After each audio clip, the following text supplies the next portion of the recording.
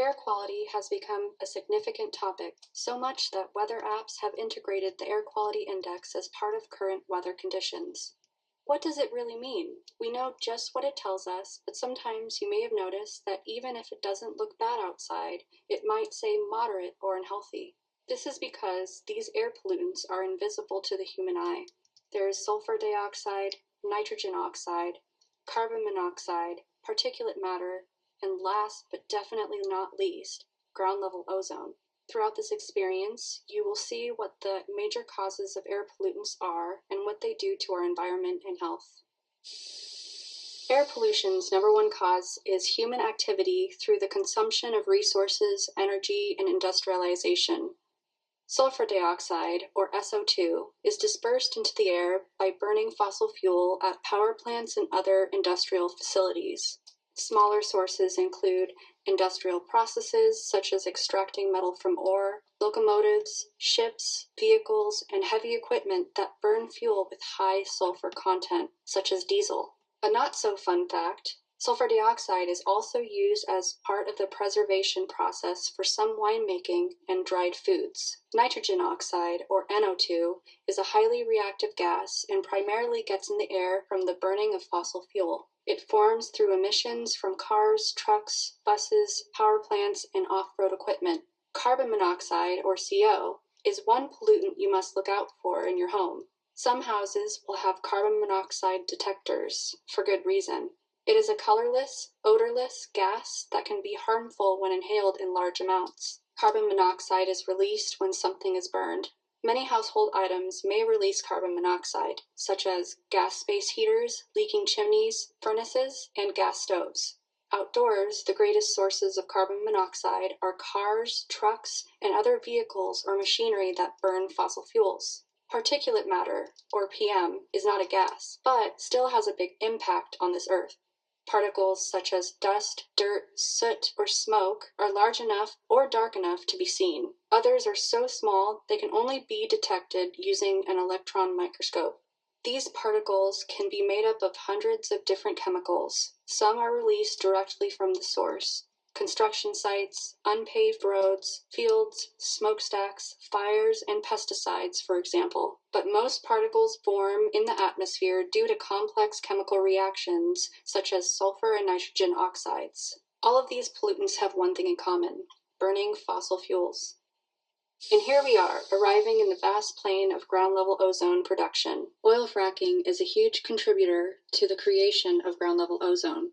It is created by chemical reactions between nitrogen oxides and fine particulate matter. Some other causes of ground-level ozone are through vehicle and industrial-made emissions, power plants, and chemical plants that chemically react in the presence of sunlight.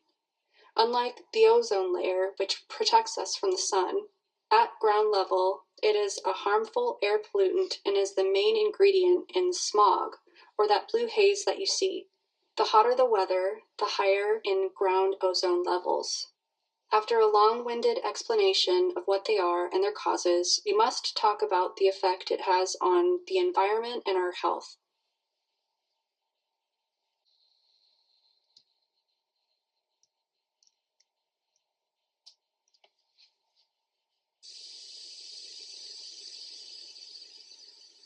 All air pollutants have the same effect on the environment. A warmer climate means worse air quality. Worse air quality means more droughts. More droughts mean more wildfires. More wildfires mean worse air quality. Do you see the cycle?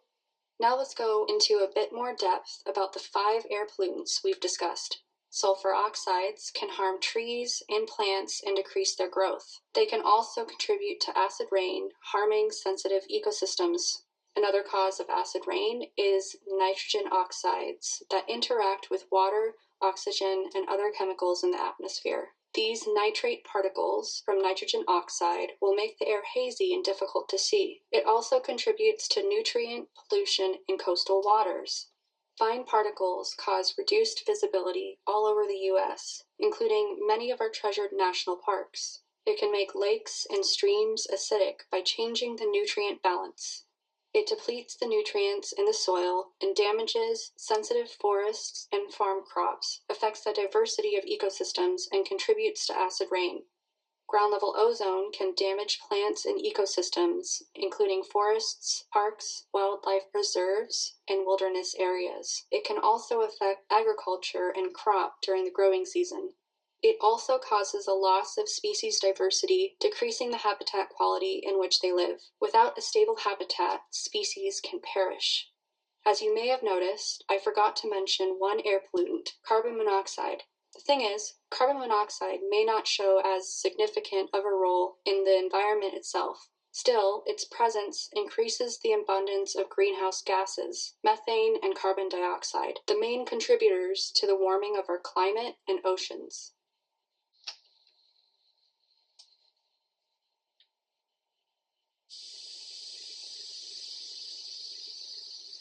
All 5 air pollutants are something we encounter almost daily. Even if they may be in small doses, the long-term effects can be quite damaging. You wouldn't think that just by sitting in traffic, you'd be inhaling so many air pollutants, especially since you can't see them. Sulfur dioxide's short-term exposures can harm the human respiratory system and make breathing difficult. People with asthma are sensitive to these effects.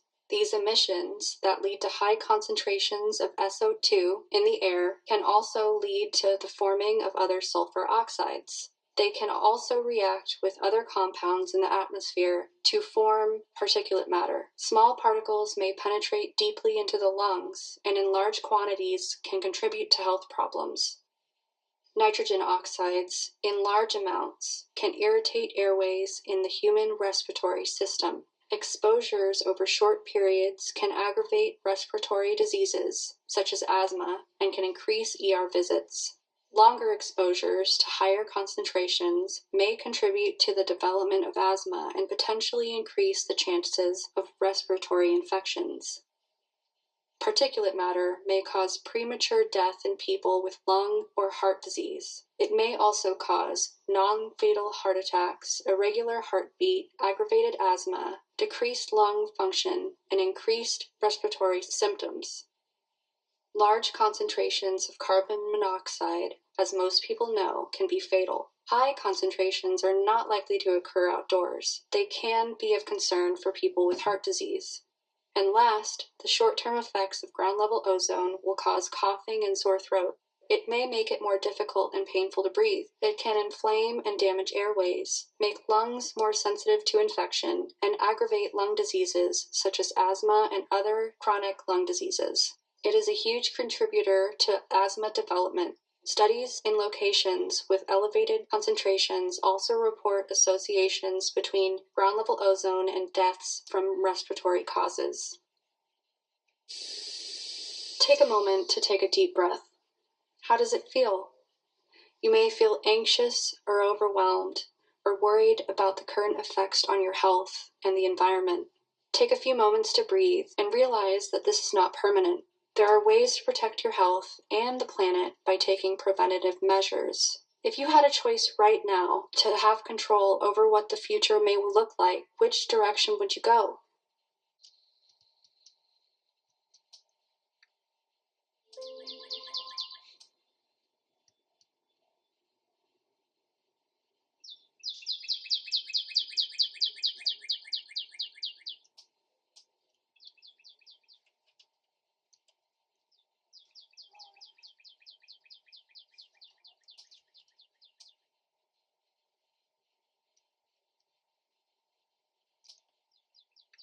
Good morning.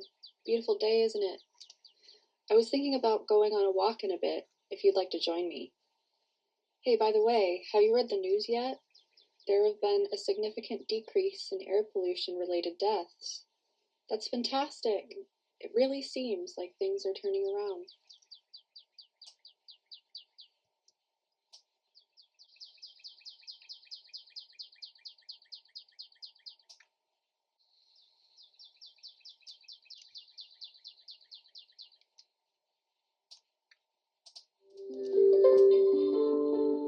Today, WHO is pleased to launch our newly updated global air pollution.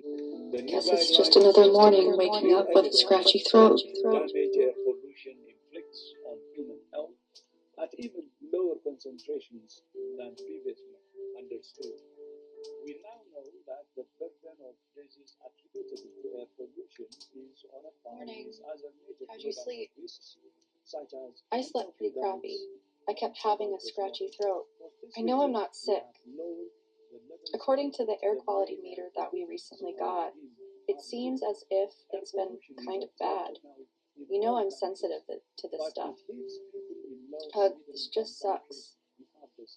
I wish we could afford Air to live in a pollution better levels are area. increasing due to It's probably large-scale best if we keep the urbanization doors and and windows closed development today, that and we has should really largely invest in a relied better air on the purifier. burning of By the fossil way, I brought in fuels. the newspaper for you. WHO is It's on the dedicated table. to supporting countries and to strengthening their advocate for clean air.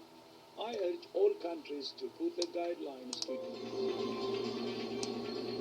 More than 137 million Americans are living in places with unhealthy levels of air pollution. Yeah, not good news. That is 2.1 million. Gosh, it's so hazy outside. Compared to just last year. These findings come from The air quality is so bad here.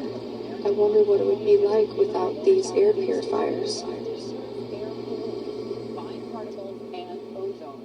We're joined now by Paul Billings, who's the National Senior Vice President of Advocacy for the American Lung Association. Paul, You're up. Man, the air quality has been so bad. Our air purifiers are barely helping, it seems. We may have to invest in another one when we have the money. I'm sick of wearing these respirators 24/7. By the way, I got a call from my mom. She's telling me that my dad's asthma has gotten worse lately. I'm so worried. I want to go over there, but when the air quality is this bad, we shouldn't be going anywhere. I brought the newspaper in for you, by the way. It's on the table.